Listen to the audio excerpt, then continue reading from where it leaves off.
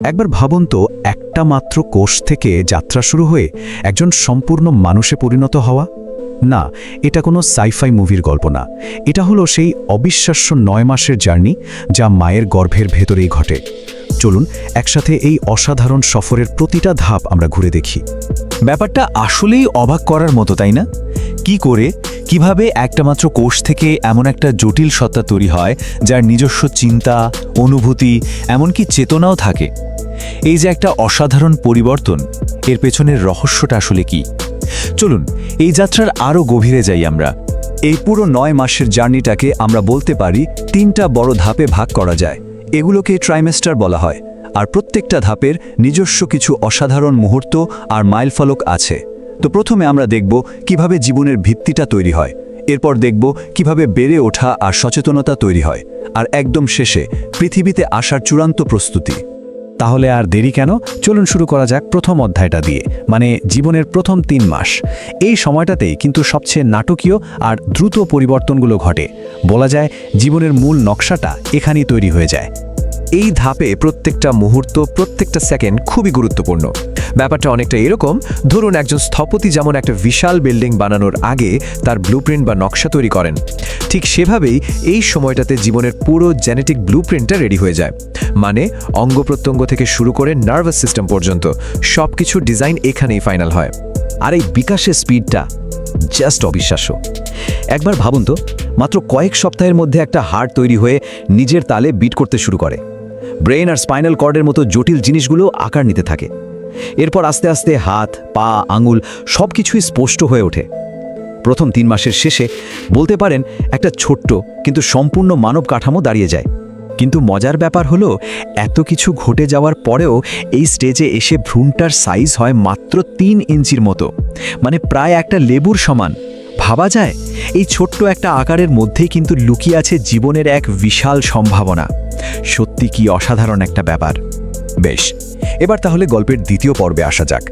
এই পর্যায়ে কিন্তু ভ্রূণটা শুধু সাইজেই বড় হয় না, আরও অনেক কিছু হয়।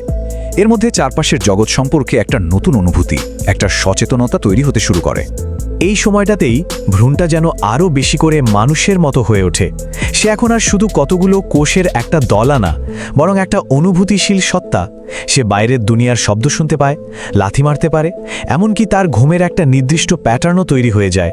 কে জানে, হয়তো স্বপ্ন দেখতে শুরু করে। আর এখানেই কিন্তু শিশুটা তার একেবারে নিজস্ব একটা পরিচয় পেতে শুরু করে। তার ফিঙ্গারপ্রিন্ট তৈরি হয়, যা তাকে এই পৃথিবীতে একদম ইউনিক করে তোলে।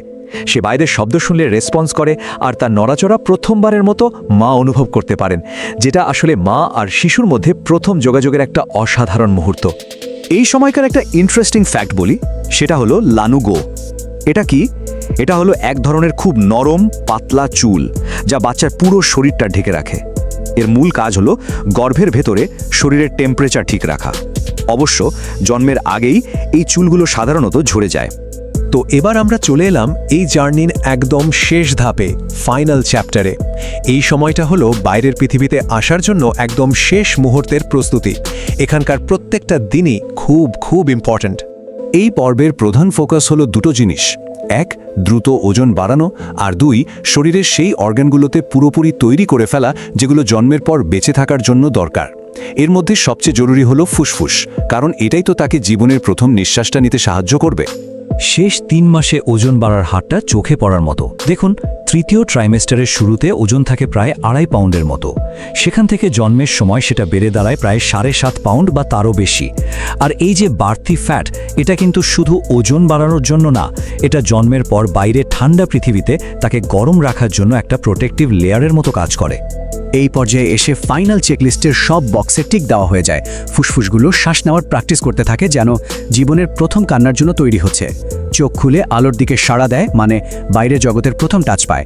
হাড়গুলো শক্ত হয়ে যায়, আর সে জন্মের জন্য পারফেক্ট পজিশনে চলে আসে। সব মিলিয়ে সে এখন তার জীবনের সবচেয়ে বড় শোয়ের জন্য রেডি। 9 মাসের এই অবিশ্বাস্য জার্নির পর একটা দীর্ঘ সফরের শেষ হয়। কিন্তু এটা তো আসলে শেষ না, তাই না? এটা তো এক সম্পূর্ণ নতুন জীবনের শুরু।